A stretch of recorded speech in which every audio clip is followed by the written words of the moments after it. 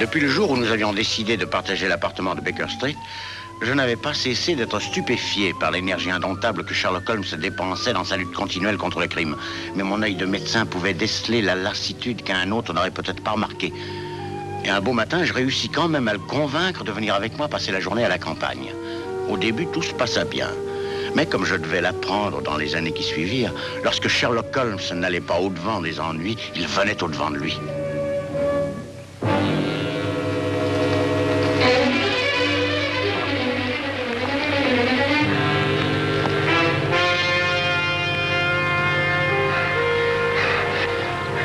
Emmenez-la. Il pourrait arriver. Calmez-vous, on va s'occuper de vous dans une minute. Qu'est-il arrivé à cette jeune femme? Mais qui fuyez-vous? Stark, Garrow, ils ont essayé de me tuer. Vous entendez, Holmes? Peut-être devrions-nous les ramener en ville. Tout à fait d'accord. La jeune femme n'est pas blessée, mais elle est dans un état de profonde dépression. Alors, venez.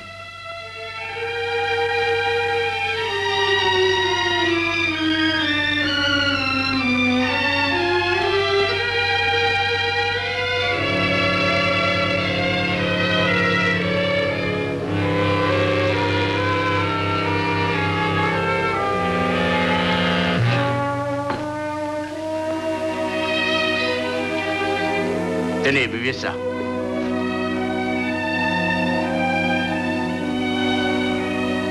Ça va mieux?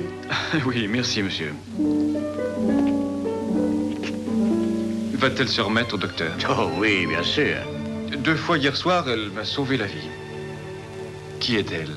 Je n'en sais rien. Je ne la connais que depuis hier soir. J'ai bien peur qu'elle soit muette. Pas sourde et muette. Non, elle entend et comprend tout parfaitement. Comment l'avez-vous connue? Eh bien, tout cela a commencé hier, dans l'après-midi. Il me semble qu'il y a une éternité de cela. J'étais dans mon bureau, en train de penser aux réalités de ma situation. Je suppose que tous ceux qui tentent l'aventure de monter une affaire à eux connaissent des temps difficiles. Au bout d'1 an, j'étais obligé de reconnaître que j'avais échoué et prêt à chercher du travail dans une société connue quelconque. C'est à ce moment-là que j'ai reçu la visite d'un client. Monsieur Azerley?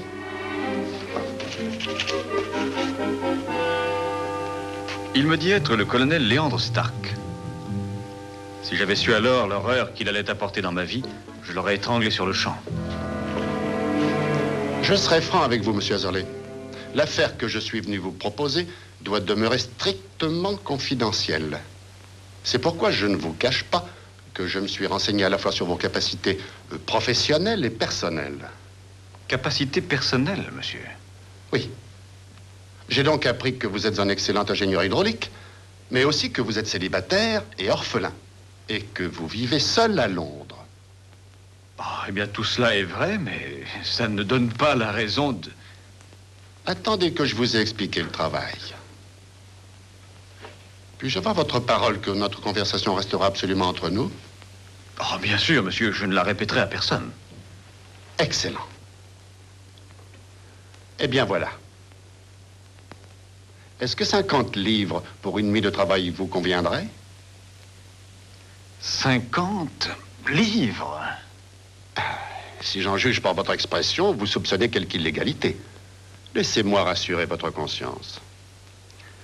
Exactement, qu'attendez-vous de moi? La réparation d'une presse hydraulique, monsieur Azerley. D'une presse hydraulique de grande dimension. Mais c'est un genre de travail très courant.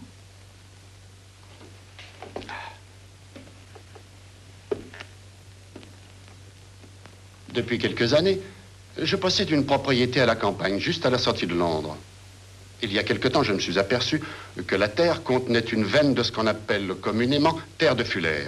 Je suppose que ce nom vous dit quelque chose. Puisqu'il s'agit de l'extraire du sol, quel besoin avez-vous d'une presse hydraulique? Je suis un homme d'affaires, monsieur Azerley. Il n'est pas douteux que les terrains entourant le mien en renferment également.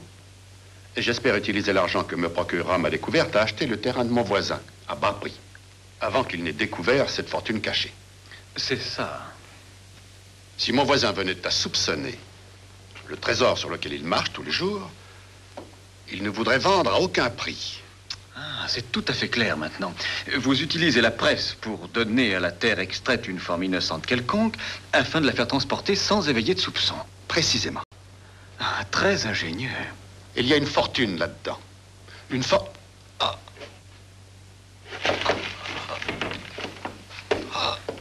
Êtes-vous malade?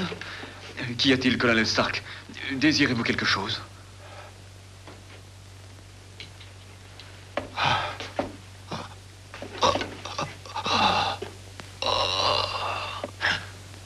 Ça va aller. C'est terminé. Mon cœur, je ne dois pas m'énerver.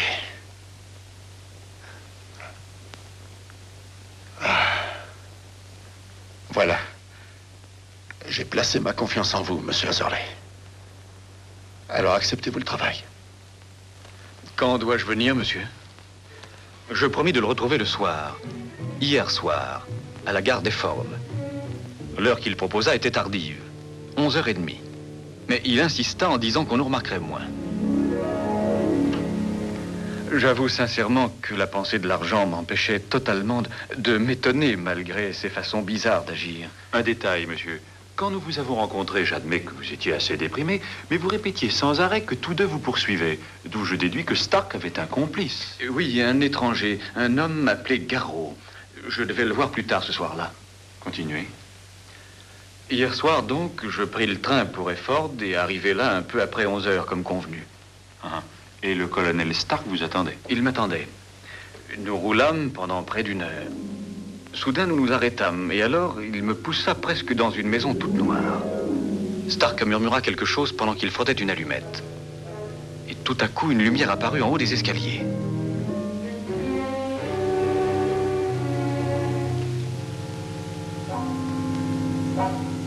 Ce fut la première fois que je vis cette jeune femme, messieurs.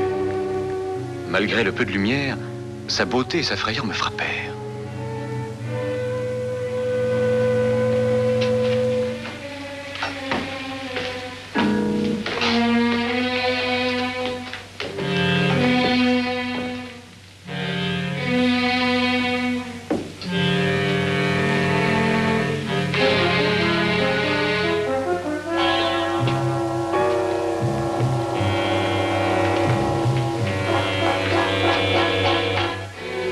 Cette jeune femme est notre gouvernante.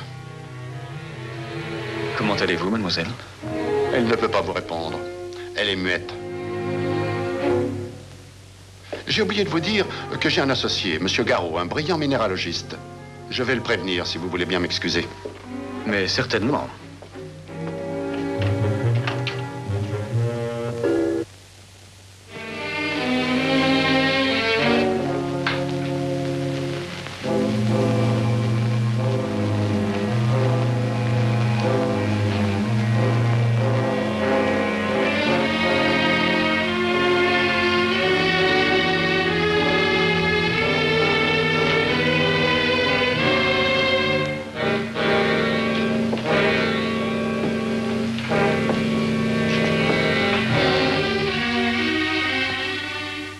Qu'essayez-vous de me dire? Vous me demandez de partir? Pourquoi? Essayez-vous de me prévenir contre le colonel Stark?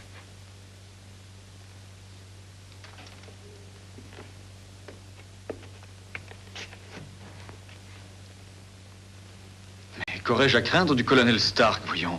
Je ne le connais que depuis cet après-midi.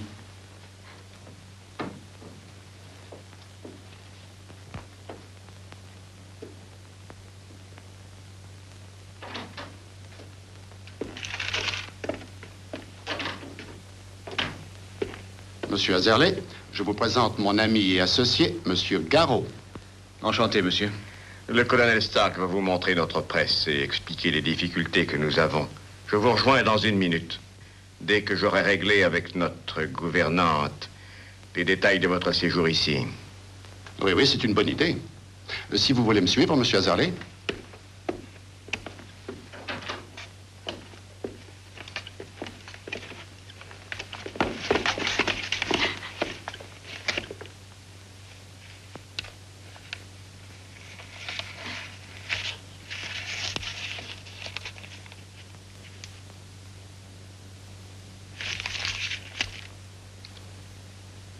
Je croyais que vous aviez compris, ma chère.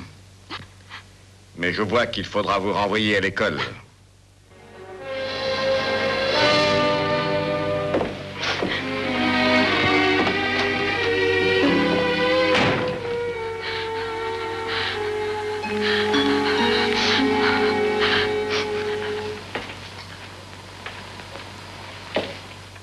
Oui, en principe, ceci est une presse hydraulique standard, bien que j'en ai rarement vu d'aussi grande. C'est exact. Mais aussi, elle fournit le travail de 4 presses ordinaires. Je vous ai dit que le temps était mon plus grand ennemi.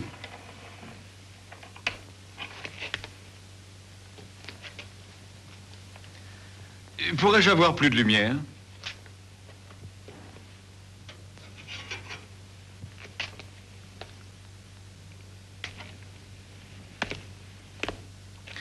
Du bois. Le ciment aurait été un meilleur support.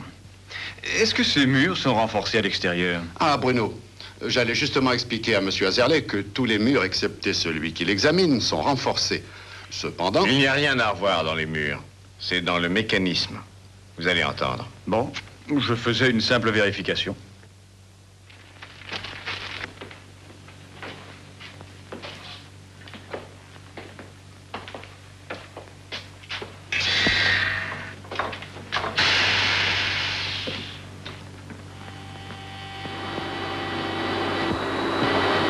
Maintenant, écoutez.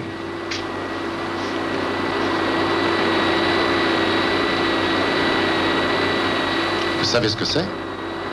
Oui, un des cylindres doit avoir une fuite, ce qui diminue la puissance. Coupez la vapeur, je vais jeter un coup d'œil sur les soupapes.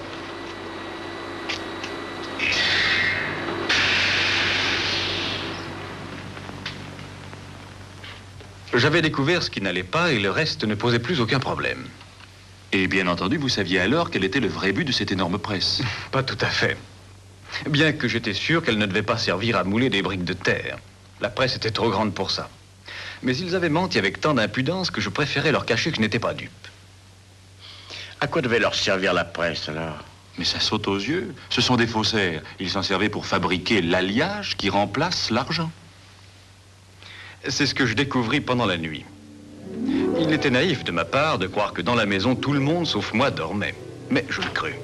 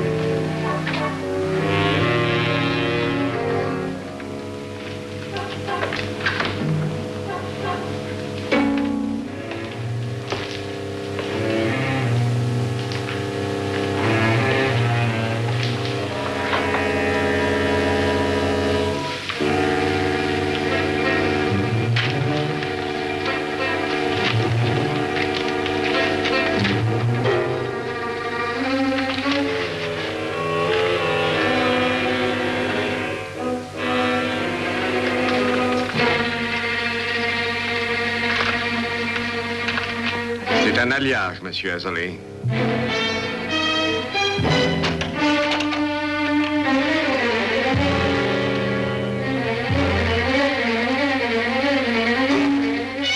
Garot! Ouvrez-moi!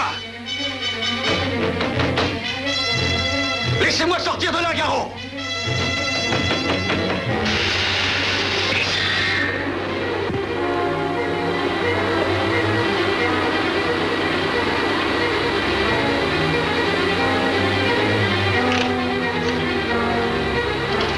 Stark! Nul mieux que moi ne savait ce que ce bruit signifiait.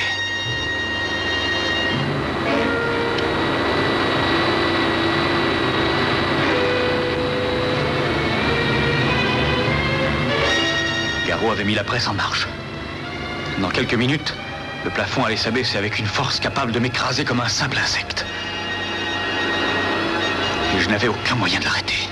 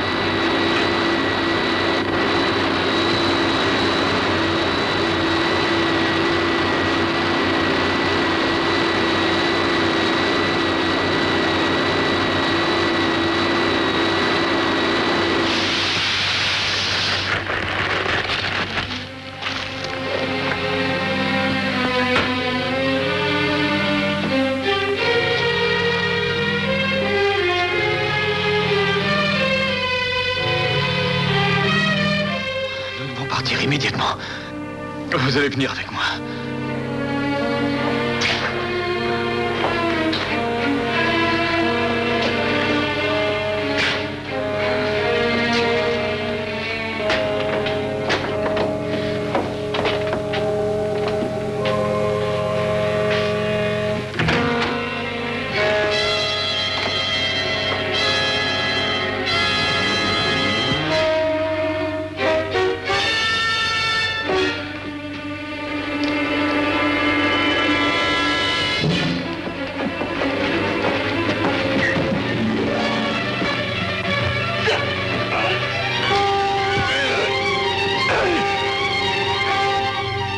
Vite! La police, vite! Allez chercher la police! Ah, cette fois, je ne vous manquerai pas!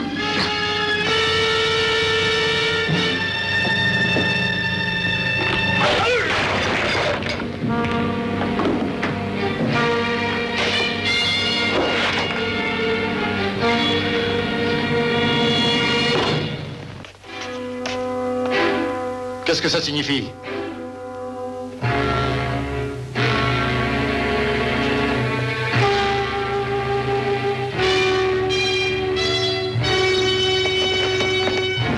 Que s'est-il passé ici? Bruno!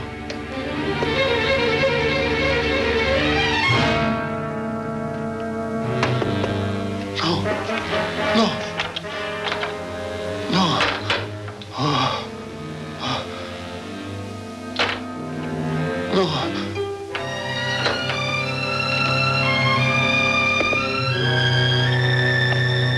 Non! À partir de ce moment-là, j'ai agi dans une sorte de rêve. Je me rappelle l'avoir transporté dehors, puis tout est devenu noir. Et vous ne vous rappelez pas avoir traversé la forêt? Très vaguement. La seule chose que je me rappelle, c'est vous et le docteur Watson, tous deux penchés sur moi. Vous n'êtes pas bien? Elle a crié, vous avez entendu? Oui, très clairement.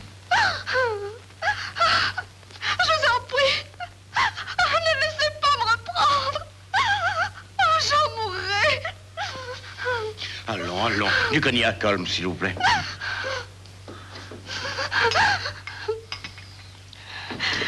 Mais ça ne sert à rien. Allez, buvez ça. Voilà, très bien. Ça va mieux? Est-ce que vous connaissez ce monsieur? Oui, monsieur Azerley. Oh, mais vous parlez... Mais pourquoi hier soir avoir fait semblant de... Je ne faisais pas semblant. Je ne pouvais plus parler depuis 1 an. Excusez-moi, Miss... Connors, Louise Connors. Miss Connors, je pense que les événements d'hier soir vous ont donné un choc semblable au choc que vous avez reçu il y a 1 an. Oui. Quand j'ai vu le revolver dans la main du colonel Stark, et il était pointé directement sur moi. Il y a 1 an, un autre jeune homme est venu aussi, afin de réparer la presse hydraulique. Je vois. Que savez-vous sur cet autre jeune homme? Je me tenais tout près de lui, quand tout à coup, le colonel Stark sortit son pistolet et tira en plein visage de ce garçon. Pourquoi ne pas être allé à la police? Je l'ai fait, mais d'abord, je dois vous dire que Monsieur Garot est mon oncle et tuteur, et il est ma seule famille au monde. Quand je fus témoin du meurtre, il se précipita sur moi, répétant sans arrêt « Tu n'as rien vu, tu entends, tu n'as rien vu !» Mais à la première occasion, je courus à la police. Et qu'a-t-elle fait?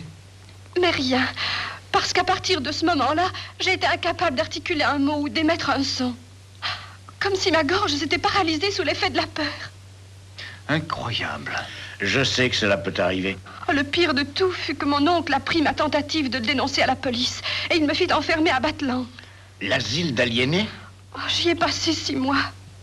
6 mois horribles, impossibles à oublier avant d'être remise sous sa tutelle. Après cela, il m'obligea à lui obéir, en me menaçant de m'y renvoyer. De me renvoyer à l'école, c'était l'expression qu'il employait. Mais c'est horrible. Oui. Eh bien, je crois que c'est le moment d'appeler notre ami l'inspecteur Lestrade. Il pourra s'occuper de ce monsieur Garot. Vous n'oubliez pas Stark, j'espère. Oh, je pense qu'on retrouvera ses restes, Watson. La perte de son médicament épargnera sans doute à l'Angleterre les frais de son exécution. Bon, allons-y.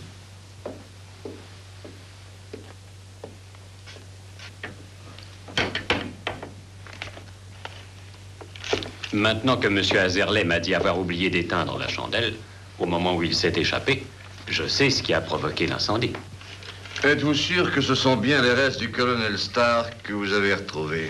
Absolument. D'après plusieurs objets, on a pu identifier le corps. Il n'y a aucun doute. Pas de trace de l'autre? Non, inspecteur, je regrette. Très bien, merci, mon ami. Maintenant, où Holmes est-il encore parti? Il est simplement allé jusqu'à la gare. Il a dit que ce ne serait pas long. Écoutez, si Holmes s'imagine que... Je m'excuse de vous avoir fait attendre. Alors, tout est arrangé, Lestrade? Tout est arrangé, enfin, c'est une façon de parler. Stark est mort, Garros s'est échappé. Tout ce qu'il nous reste à faire, c'est de rentrer à Londres et de mettre tout le monde à sa poursuite. J'approuve cette initiative, mais dites-moi, qu'est devenu l'argent? Quel argent? Eh bien, je parle de l'argent qu'il fabriquait. Vous ne l'avez pas trouvé? Eh bien, non. Oh, je suppose que Garros a dû l'emporter. Faudrait être stupide pour emporter de l'argent véritable et complètement fou pour en emporter du faux, risquant de le faire arrêter. Mais alors, quelle est votre idée, Holmes? Miss Connors, la seule voiture utilisée ici est celle dans laquelle M. Haverley est venu la nuit dernière. Mais oui, je crois. Oui. Cette voiture n'a pas quitté son hangar depuis hier soir. Dans ce même hangar, j'ai trouvé un spécimen d'empreinte de pas de Garros. Mais il n'existe aucune trace d'empreinte similaire s'éloignant de cette maison. Comme vous, je ne peux pas croire qu'il a essayé de s'échapper à pied. Comment s'est-il enfui, alors? Il ne l'a pas fait, mon cher. Il est toujours dans la maison, caché quelque part. Quoi? Monsieur Holmes, il existe une cave. J'ai examiné la cave moi-même. Non, je veux parler d'une cave qu'ils ont creusée pour y cacher l'argent. Elle doit avoir son entrée dans la maison même. Oh, ils n'ont jamais voulu me dire où elle se trouvait. Mais je suis sûre qu'elle est dans cette pièce quelque part. Merci. Nous allons essayer de la trouver. Oh, je vous demande pardon. Ah, on dirait que ça sonne le creux ici.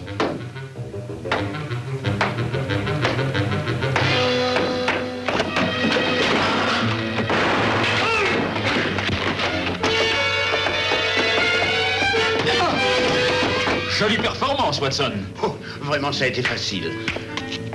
Voyons, faites-moi voir ça. Oh, juste une éraflure, docteur. Rien de sérieux. Je vais l'examiner quand même. Voyons. Venez, vous autres, venez nous aider. C'est fini. Désormais, vous n'aurez plus rien à craindre de M. Garros. Cette affaire a été décevante du début à la fin. Je n'ai pas eu mes 50 livres, puis j'ai failli être réduit en bouillie. Mais ça aurait pu être pire, je suppose. Oh oui, bien pire, mon ami. Par exemple, je pense que ceci est à vous. À moi? Qu'est-ce que c'est? Votre chaussure, je présume. Je l'ai trouvée dans la presse. Ça donne à réfléchir, n'est-ce pas? Oui, Watson, vous aviez raison. Rien de tel qu'une journée à la campagne pour se détendre.